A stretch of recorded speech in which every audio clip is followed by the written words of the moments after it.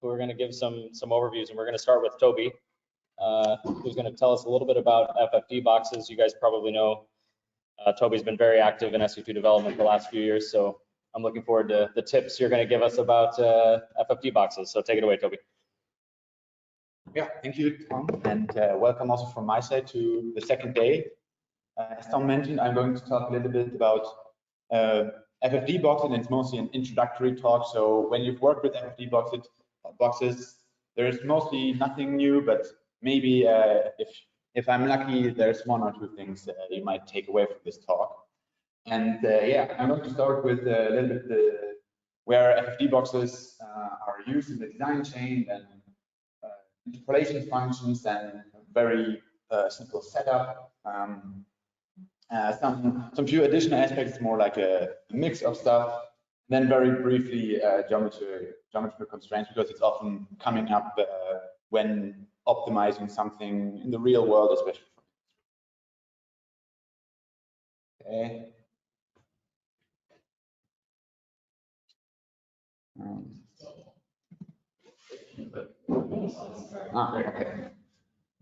Okay, now what do FFD boxes actually do in the design chain? So in SU2 we have a two-stage process.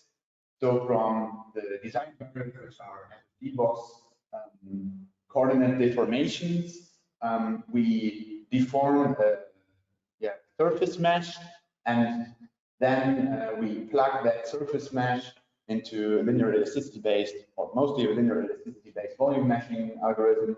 And then this surface is, of course, this upper boundary, and that gets clamped in the volume meshing process. So the FFD boxes are only deforming the surface boundary. And there's actually more to it. FFD boxes only deform surface boundaries that we specify, and only the part of the specified surface boundary that is inside of the initial FFD box. And here is a very simple line element with points A and B. And although we do not have, or I did not depict the initial FFD box, this very square here at the beginning, that is on the normal level and go through, and the rest is, it's deflected up and down. So in this case, point A is outside of the initial FFD box, so it will not be deformed by the FFD box algorithm. And that's actually one thing that we will cover in the additional aspects with FFD continuity.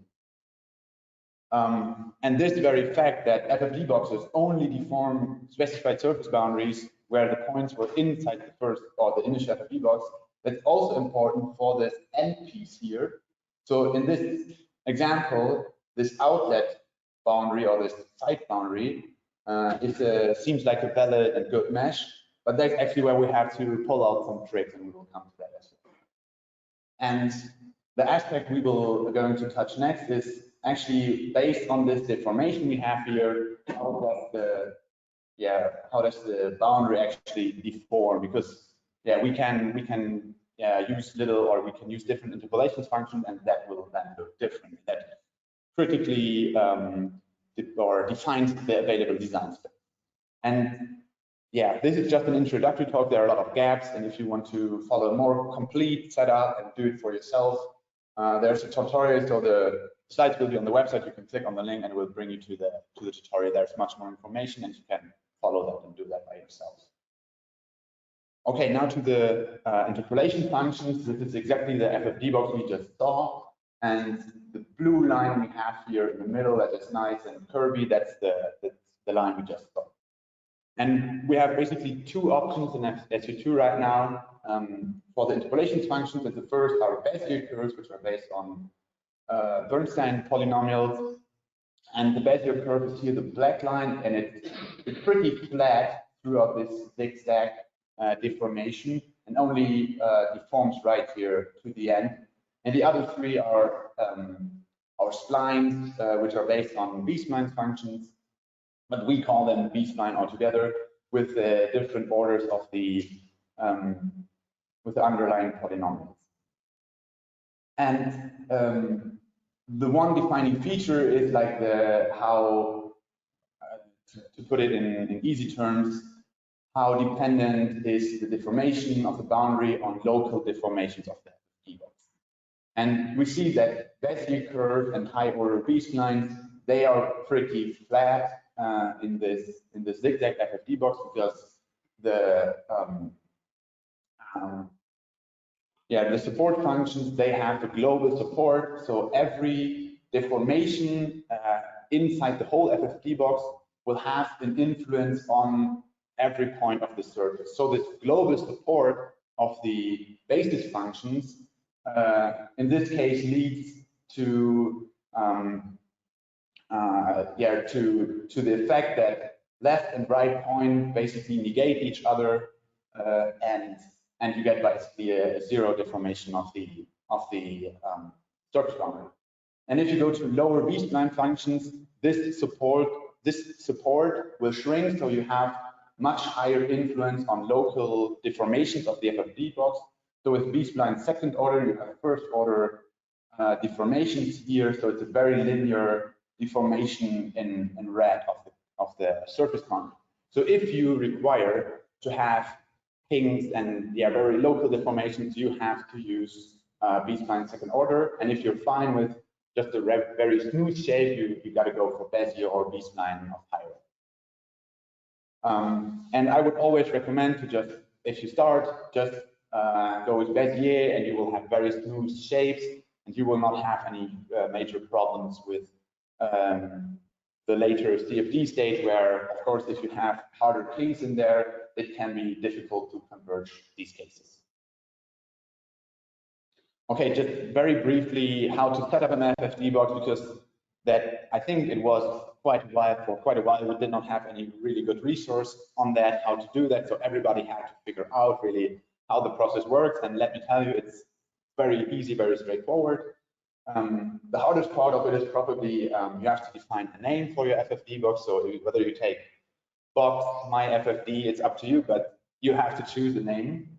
But from there on, it's define the corner points. The corner points need to be in a specific order. That's really like the most crucial part, which people get wrong. And the order is defined in the tutorial I linked, because if you get that wrong, the problem is that FFD boxes have their internal ordering with IJK indexes, and it's not necessarily the same as the Cartesian coordinates. So when you go to the second step and you set an FFD degree, so that defines the number of points, you might end up with, I want 10 points in X direction, but because you messed up the FFD definition, you have to get 10 points in Y direction. So that's the link why the definition of corner points in the specific order is important. From that on, you just have to take your blending function, define what you want to take. As I said, just go with Bezier at the beginning. For B-splines, you also have to give the order for the B-splines. Choose the boundary markers to be deformed. So that's also a common mistake, that you leave DB marker empty.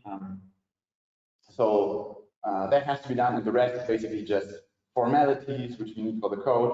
Run the SU2 dev workflow, and you're good to go. And now to of course the general principles of do sanity check. So when you write the FFD box to the mesh, check whether there's something appended, whether there are actually boundary elements appended to the mesh. Do a sample deformation. That's really, really important, because we will see in the next slides, there's quite a few things that can go wrong, which you might not be aware of. So at the beginning, go with a very, very small FFD box, do some sample deformation, see if it works out for you, and see what the limits are. Another thing that sometimes comes up is, in my optimization, the first steps are doing nothing. So you're doing 3 or 4 primal and gradient variations without any major deformation, because you first have to find a scale to the gradient that gets an appropriate deformation. So please, that's also a good thing to do. Just test locally your FFD box setup, do some deformations, and find out what gradient value yields a reasonable first deformation, because then you can scale your optimization setup. That first step actually does something countable. So you save just with this very simple measure, you might save 3 or 4 optimizers. Okay, now some additional aspects for especially FFD boxes, but basically for all kinds of surface deformations we have in SU2. So I'm very I really like to work with these lists of dB kind, dB param, and dB value. I hope you can read it just a little bit, but it's not really super important. But I really like to work with that fully manually, so not to take all the support functions with FFD boxes into my workflow, but just to set it up all by myself.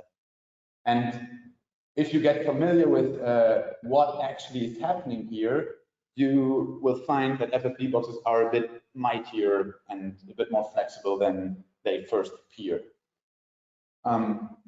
Yeah, and in the next step, we will look at just an example for FFD box 2D points, what is all in that list, so that you just have an example. And if you go for another type of FFD box, just look in the config template or something else and try to play with the manual setup and see what these values actually are doing. And just don't copy it from somewhere else, because you might miss on some functionality which you would otherwise have.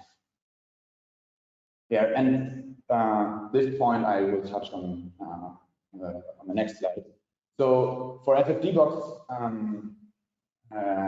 control point 2D, it looks like this. So you give the box name, so you can actually deform the exact box you want to. That is important if you have multiple FFD boxes.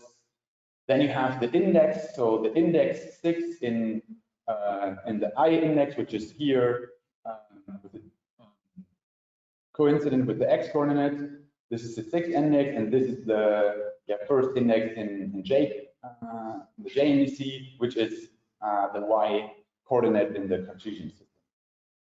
And there I applied a dB value of some arbitrary amount. And what is important here, I specified X and Y displacement to be -1 and 2.0. And usually it would be a unit vector in this last index. So either zeros and 1.0 index. And just by looking at this FFD box definition, you can apply different scales to different coordinates. So just with one FFD box, we can do this kind of Cartesian coordinate line, and we can give scales to it. So that's also very important if you have 20 FFD box points and you want to overweight 10 of them. So you can just specify for 10 of them 1 and for 10 of them 5.0. So that way you can very easily adjust scales within the FFD box. And you can do all kinds of movements, and you're not bound to Cartesian direction. So that, as a takeaway, just get familiar with the manual setup, and you will learn a bit more what's possible and what not. The next aspect is especially what we had at the beginning with that point A and point B line element, and this comes down to FFD continuity. So I really like to use FFD continuity user input, so that SU2 doesn't try to be clever for me and automatically fixes FFD box points, because what's happening here is in black we have the original FFD box, and in red the deformed version. And the mesh is the result of a volume deformation based on this red surface deformation. And what has basically happened is, the FFD box does its job, and that is deform points that are inside the initial FFD box and nothing else. So this point here in the corner, which was not part of the initial FFD box, will not get deformed, so you will rip your surface apart. So when you're working with internal geometries and you cut boundaries, that's really important to know, like, where do you cut your planes and which FFD box points you have to freeze and which can be moving. And FFD-box kind of, SU2 kind of does it for you by automatically freezing that, but yeah, I happen to do it myself, and I find it yeah, a little bit easier to set up than with different workflows. So just yeah, keep that in mind when you set up something that crosses boundaries. Make sure you are you freeze one or two layers of FFD-box points to get first or second order continuity there. Okay.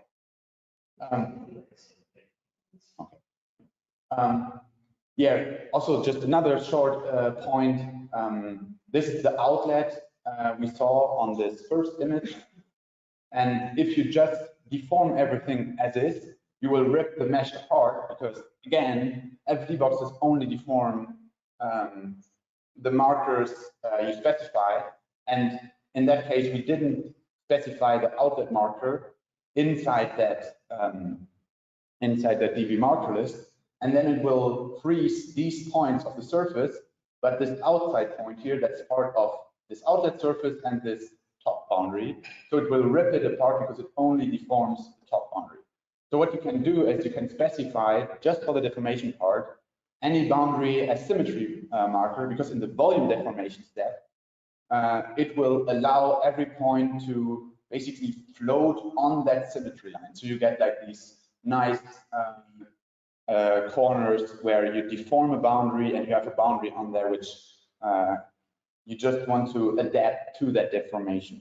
So you can use marker symmetry in many instances where it's actually not a symmetry and you only have to define it for the deformation step.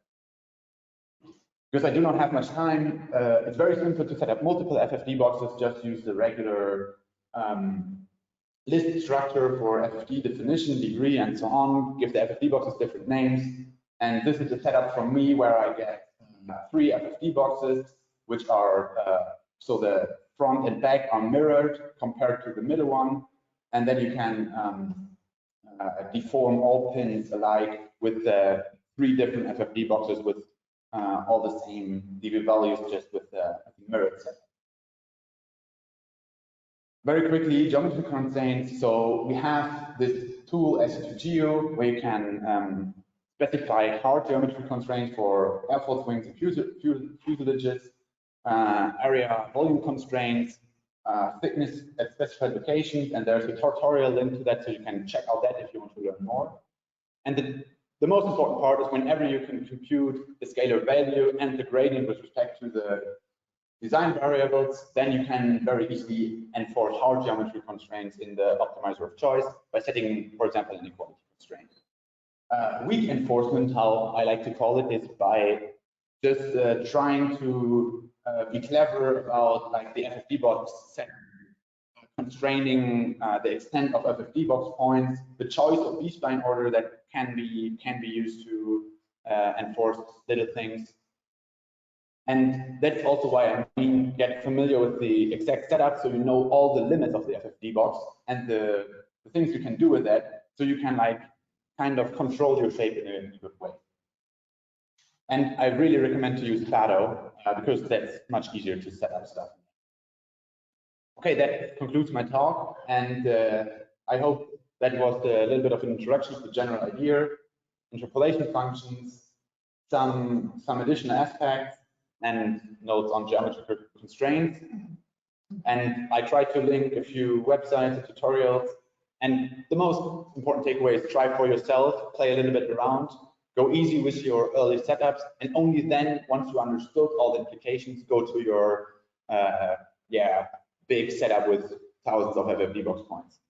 And in doubt, shoot me a note, a question, answer, or ask a question on GitHub or on CFD Online. And yeah, that's it. I have a few bonus slides. You can check it out later on the website.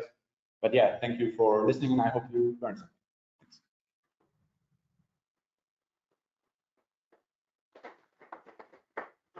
Thank you, Toby. While we switch, maybe we have time for one question. Anybody from the audience?